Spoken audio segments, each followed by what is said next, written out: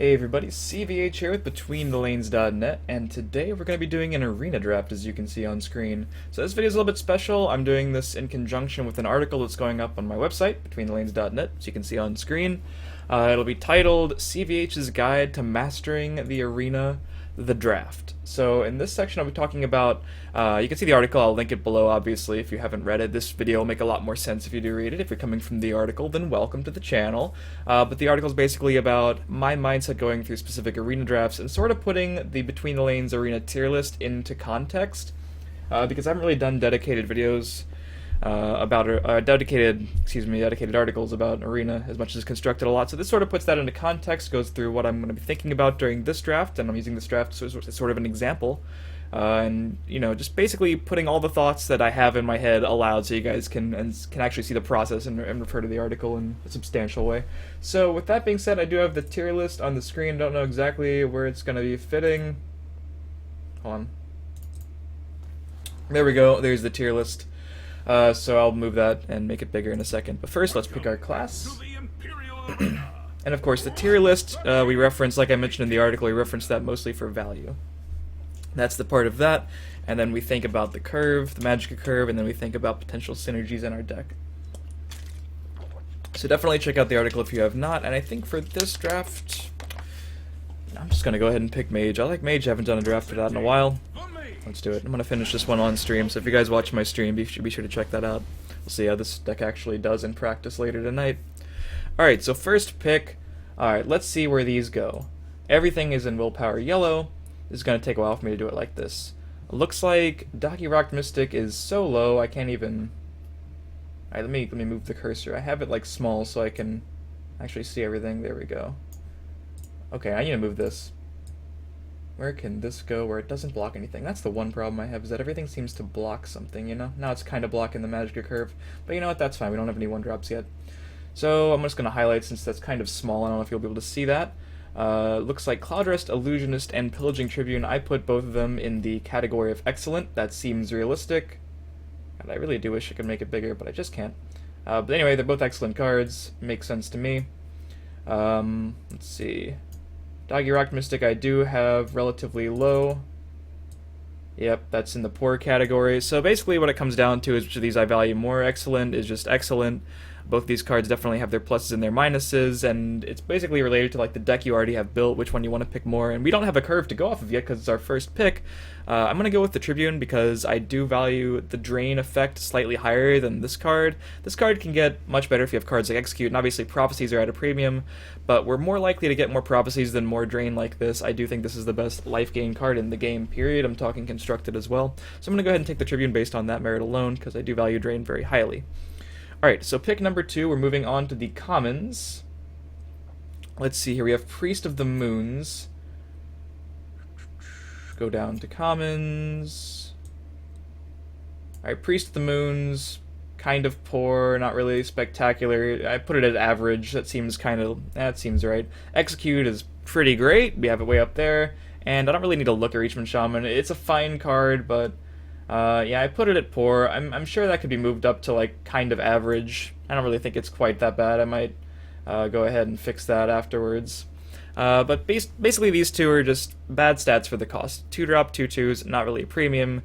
Execute is a very efficient removal action, can be a tempo swing in a metagame that's basically just a bunch of mid-range decks, and getting ahead by playing your own card and destroying one of theirs early on can set you up to win the game early, so let's take the Execute there.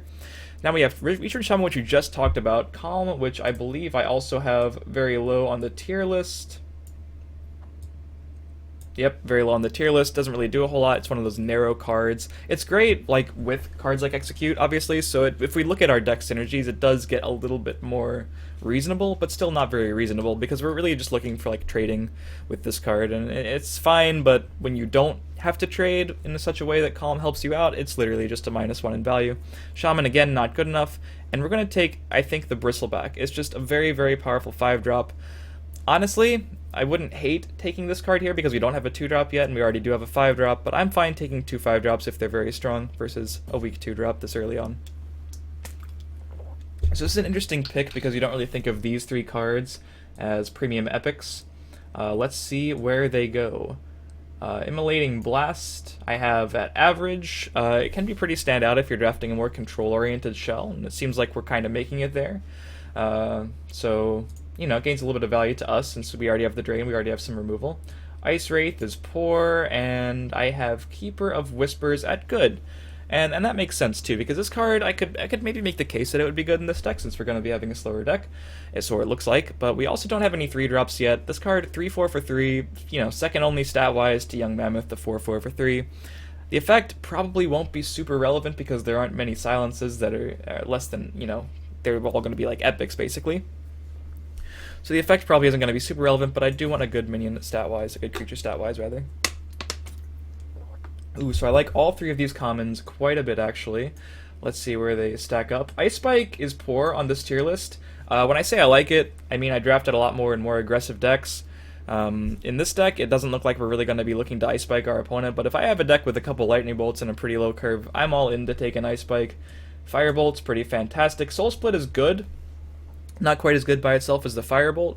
This card gets a lot better if we have 1-drops or a bunch of 2-drops like Crystal Tower, or like, excuse me, High Rock Summoner. That's good to elixir into that and then play the Soul Split. Let's take the Firebolt. It's the most consistently good card here. Again, good removal is a premium. So rares, we have Royal Sage and Evermore Steward. Royal Sage all the way up here. Evermore Steward a little bit down here. It's a fine card to fight off some cards, but the Royal Sage is more value more often than not. And Morthal Executioner, which is also a pretty good card. I have it as excellent as well as the Royal Sage. Both these are ranked as excellent, and this card is ranked as average. The one thing here, we already have a 3, and we're not going to be super aggressive, so I'm not sure how much I value this card in this deck. Probably would take the Sage over it just because the stats by itself are better and the effect can be more relevant to us. We already have some Drain as well. The Steward, again, I don't have a 2-drop yet, and I would like to take a 2-drop, but I think Sage is just a better card, so I'm going to go ahead and take that, and hopefully we get more 2-drops down the line. So Scouting Patrol is one of those cards I think of when I'm thinking of good 1-drops that can solidify our early game. I do have it as excellent. The Ardon Paladin is fine as well. Somerset Shield Mage is one of those cards that I don't mind taking when I need a 2-drop, but in the face of a very good 1-drop, I'm going to take the very good 1-drop here. Worth noting that Paladin becomes a little bit less necessary, even though we do have a good amount of actions now for its effect. We already have some Drain, so I'm not worried about it too much. Soul Split we already talked about. The Tiger is ranked up there with the Execute and the Scouting Patrol, which we already have as excellent, so I wouldn't mind another excellent common. And blue, Ritzy Red or Enforcer, it's basically, yeah, it's average. It's kind of the definition of average. It's a card you only really take when you need a 2-drop very badly. And we're almost getting to that point, but again, we're only 7 cards into the draft. We don't have any 6s yet. This card is just so fantastic, and we're a slower deck. This is exactly what a Control Mage and Constructed would want, and exactly what we want in this Arena deck. Alright, so Legion Prefect, we're not really, this is what I'm talking about. When we first look at the value, it's like, okay, it's pretty average value. Second of all, we look at the curve, and we're like, alright, we're already a little bit edging toward the late game, so I don't really want it. But if we had, say, another Scouting Patrol and double Imperial Reinforcements to fill the lane, this card's value would go way up. So that's sort of drafting for the synergies that are already in your deck. As it stands, we already talked about Bristleback being an excellent 5-drop by itself, but then we look at the curve, and we're already doing pretty well on 5-drops for being 8 cards in. 25% of our cards are 5-drops, and they're pretty reasonable to play on turn 5 as well. That's what I'm talking about when I'm talking about the real curve versus like the fake curve. We actually do have 5-drops we can play on turn 5 and not hate. Firebolt we already have one of, but the value is still just incredibly high, and if we're not going to have things, or as many things to play early, I'm sure we'll still get a fair amount of 2-drops by the end of the draft, but if we're not going to have as many things to play early, we definitely want some early removal to compensate. We're doing pretty well on it so far, let's keep that up. Ooh, so this, if I was drafting this on stream, I would just take the Lightning Bolt and move on, but I'll talk about it. Priest of the Moons. Alright, let's see. Actually, let's talk about the Shocking Wamasu first, because I also have that at excellent. And it is a pretty excellent card if we're going late. That's definitely true. Lightning Bolt, I have it insane, though, and I'll discuss that more in a minute. So we're definitely going to take the Bolt over the Wamasu, and I'd take Bolt over pretty much every card in the game, actually, so it's fun to talk about. I'm glad we picked one in this draft. Priest of the Moons, not really sure where I put it. It's in average? Yeah, that makes sense. It's, again, a pretty average 2-drop. I value it slightly higher if I need more prophecies, and I don't have any yet. So there's that. Anyway, this card is a Prophecy. It's good removal like what we already have. It's burst damage to end the game. This card is basically just everything. I've seen someone take 7, I think, on Reddit, but I don't know if I'd go quite that far, but I will definitely take it over these two good cards. Like, they're fine. I wouldn't mind taking either of them, especially the Wamasu in a deck like this. Gonna go with the Bolt, though. It's a fantastic card. Ooh, we got a Legendary to analyze, too. This is fun. You guys having fun yet? Alright, so they're all in Willpower. Let's see where I have them ranked. Hoffinger is ranked as excellent. We have Oran Sentry as good and Descendant of Alkosh as good. So Descendant of Alkosh really only fits into Super Aggressive Shell, and even then it's weak to a lot of the removal we've already picked, cards like Murkwater Witch, etc. Hoffinger I do think is, on paper, the best value of this deck. Excuse me, the best value of this pick. It gets its effect off pretty regularly, the effect can be really swingy, and even if it only lives for one turn, which is kind of likely, it's going to have a serious impact on the game. I've kind of talked down to Oran Sentry before, but this is one of those things where you look at the value and we say, okay, Hoffinger is like slightly higher value than the Sentry. It's not like a crazy difference. It's not like Lightning Bolt versus Priest of the Moons. This is Hoffinger versus Oran Sentry. Hoffinger, I think, is a slightly better card, but then we look at the curve. We already have some 5s that are pretty good on curve.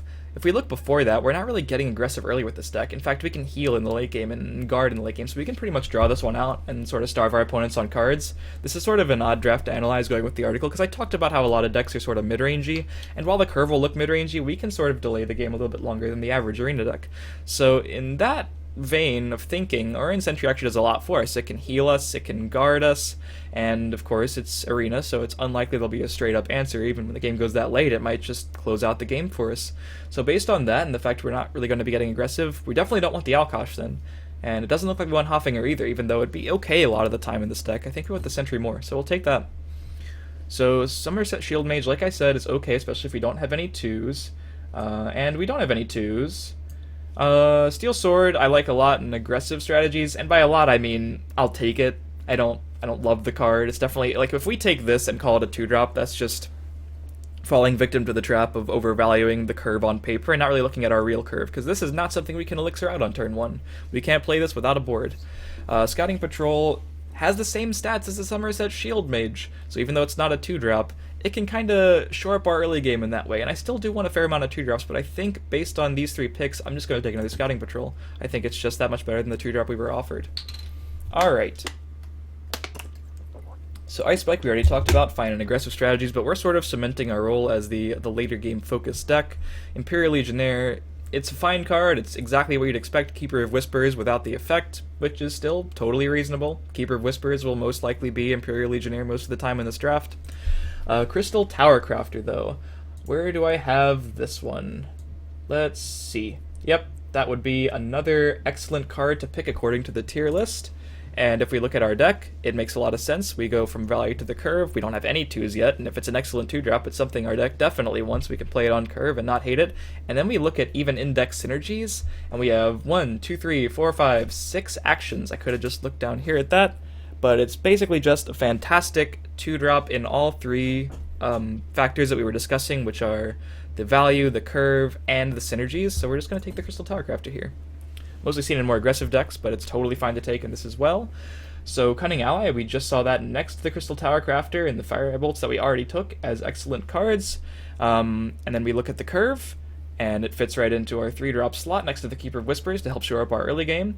But then we have to look at the index synergies for cards like the Allies, of course. We have to actually count and make sure we can support them. 1, 2, 3, 4, 5, 6 out of 13 will be at 7 out of 14, so exactly 50%. This is a card I want to pick for sure, but I also want to keep it in mind going forward in the draft to make sure we can continue to support it. So Cunning Ally will be the pick there. Ooh, another epic pick. Blackmail, I actually don't know where I have Blackmail. Let's take a look. I actually have it at poor, but I wouldn't value it that low in this deck since we're going to be in the late game and we already have a little bit of action synergy. Balmora, I think I rank higher than most other people do in Arena. I still have it at poor, but I take it more often than I should. This card is a card that if I already have a Soul Split, I'm much more likely to take it. If I'm playing a deck that spreads the board easily, like if I have Imperial Reinforcements, or any cards that want to be aggressive and, you know, put multiple things on board easily, basically any low curve deck with a bunch of 2s, it's going to be more aggressive than this. I'll take this because likely I can pop it myself by putting it in like a full lane and then playing something over top of it, and late game that can be pretty good. However, in this deck that doesn't really look like what we're doing. We have scouting patrols to spread the board, but it's not really our primary concern, and on 2 it doesn't really function as a 2-drop since it'll most likely just be ignored. So I think I'll just take a good third 3-drop. Alright, so here we have Ash Servant, Legion Shield, and Steward.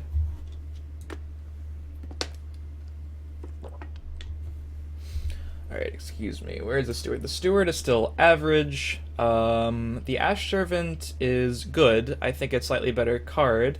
And I think I have Legion Shield kind of low as well, even though it's a fine card. You know, +1/+3 is pretty reasonable. Where do I have Legion Shield? Yep, it's average. So average, average, good. This card definitely got a lot better because, you know, some cards in Constructed are now 2 health, whereas they were 3 before. But of course, those cards are epic, so we're not likely to worry about them too much in this arena run.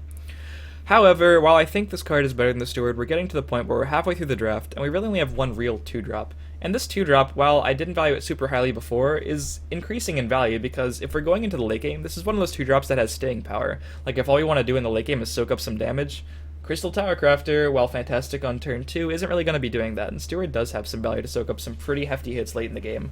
Like, Bristleback is going to have to hit its ward. So we're going to take that and be pretty happy with it, the way the deck is looking.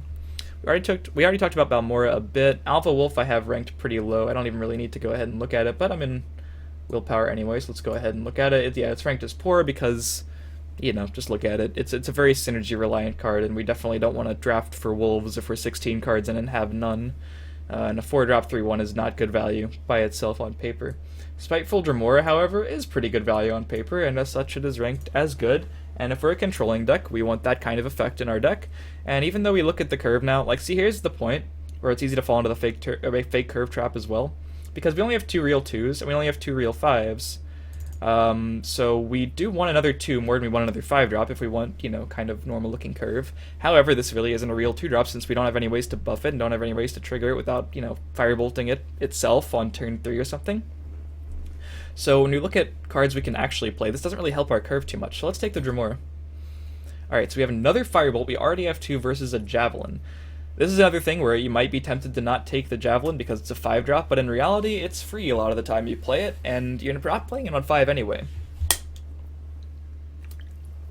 To be fair, you're never really playing it before turn 5 or 4 with the Elixir, so it can count as a 5-drop in that respect, but a lot of the time you don't play this on curve on 5. We can play this later in the game once we drag the game late, and it's going to be one of our most valuable tools to deal with an opposing big threat.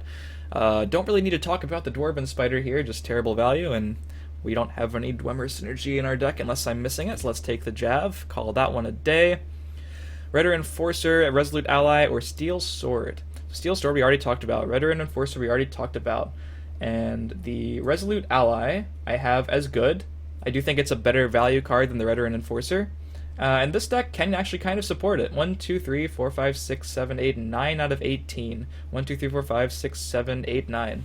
So our next pick can tilt the colors in one direction or another. It looks like a pretty good ally pick. As much as I don't love having 2 different allies, they're pretty much the 2 best, I think. They're very good. We even have scouting patrols, which can flood the board a little bit, even though the rest of our deck isn't really doing it.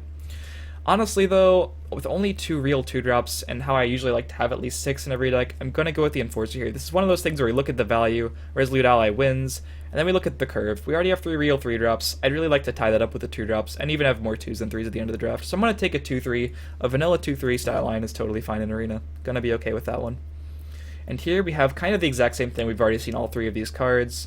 Imperial Legionnaire, Shield Mage, Rhetor, and Enforcer. I want to see where... I have the Shield Mage I have as... Jeez. I have it as average.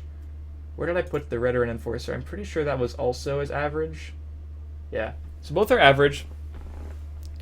I do think this card is slightly better. They're both pretty average cards, but if we're looking for another 2-drop, I'm much more likely to have like a 2-3 on turn 2 than a 2-2, which can buff other things, because if we even have these on turn 1, what's the point of buffing them to a 1-2 most of the time? So I'm going to go ahead and take another Enforcer. We also have to look at the index synergies, and while it doesn't look totally obvious, we do want to keep our ally in mind, so if it just comes down to that even, we'll take the Enforcer here as another good 2-drop.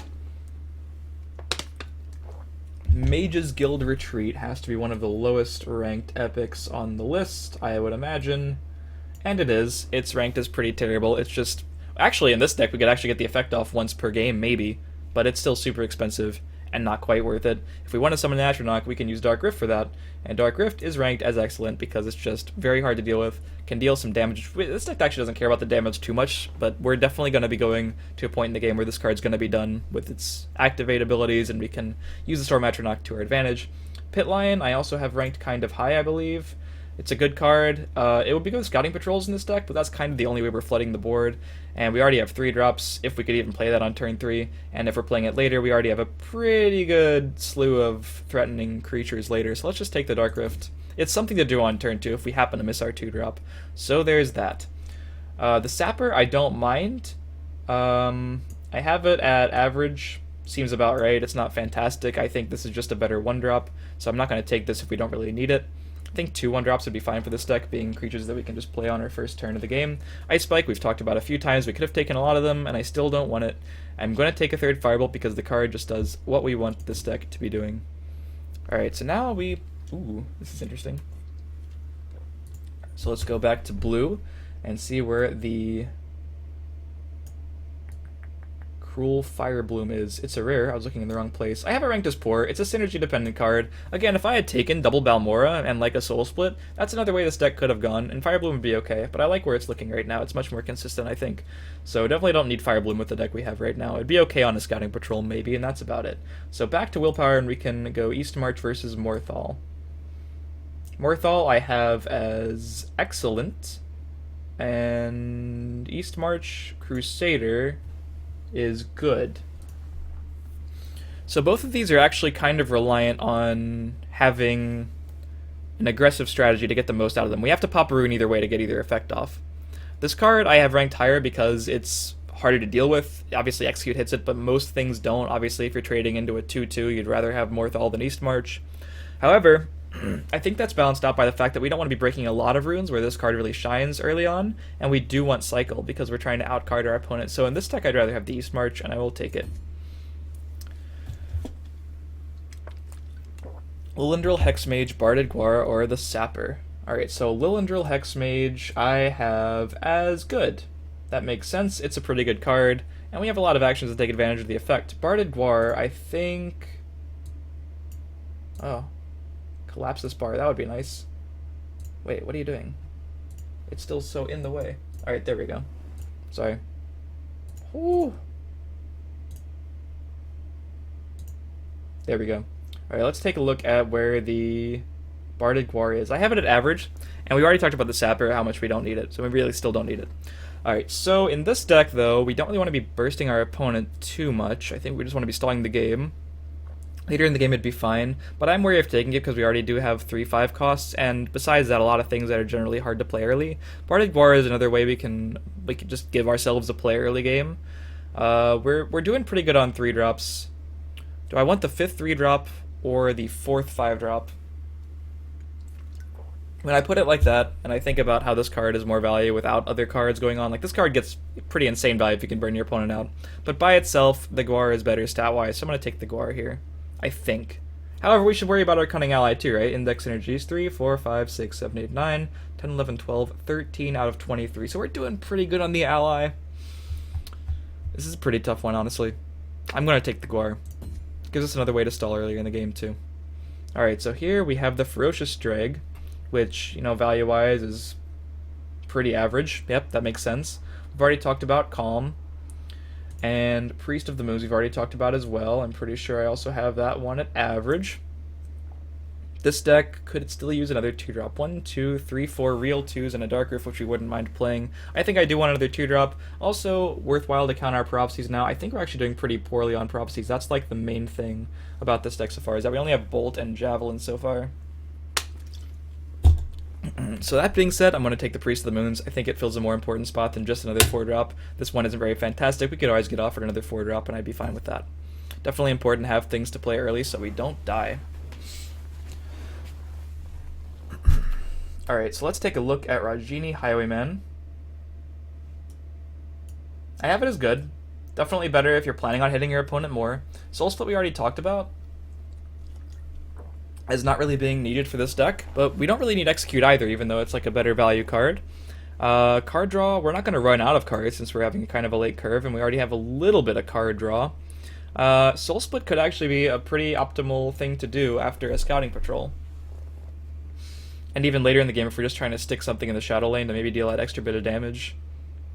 This is actually a pretty close one, because we don't really need another 3-drop, and this does kind of function as a 2-drop after scouting patrol. Based on that and the fact that we're making our ally better, I'm going to take the Soul Split here.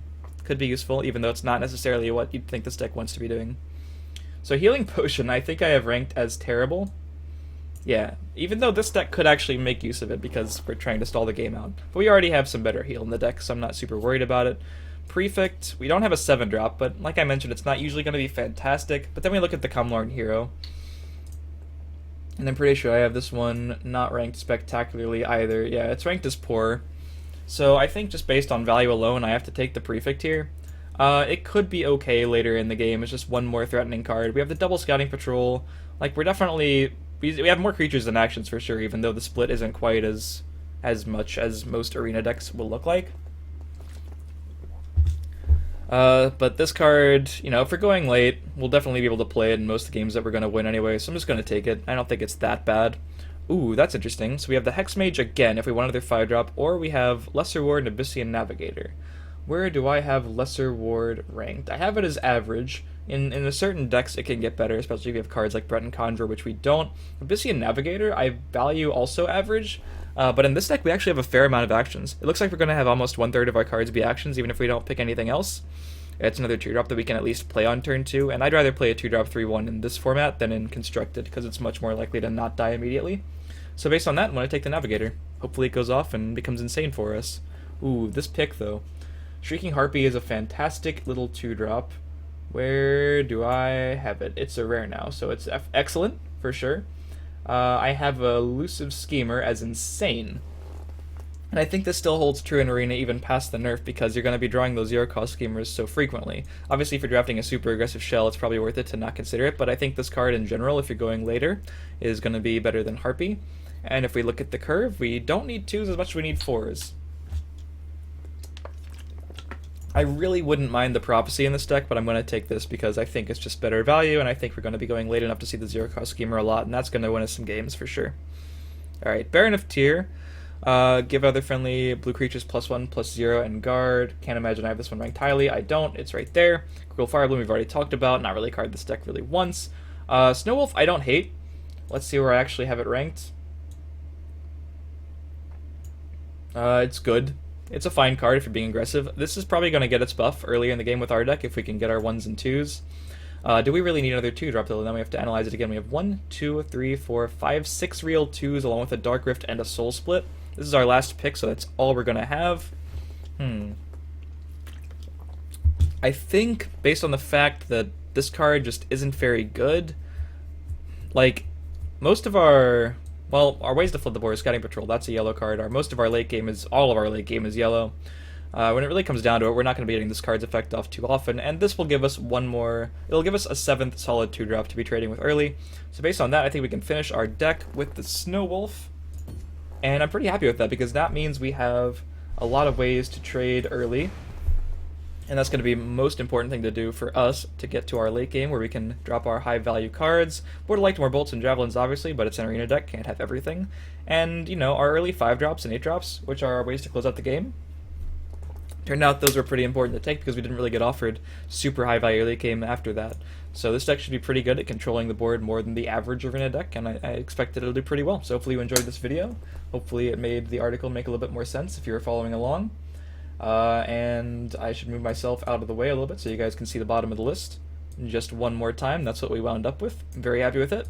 So hopefully this made sense. Hopefully you enjoyed the article. Be sure to check out more strategy content on betweenthelane.net. Be sure to subscribe if you're coming from the website, and I will see you guys next time.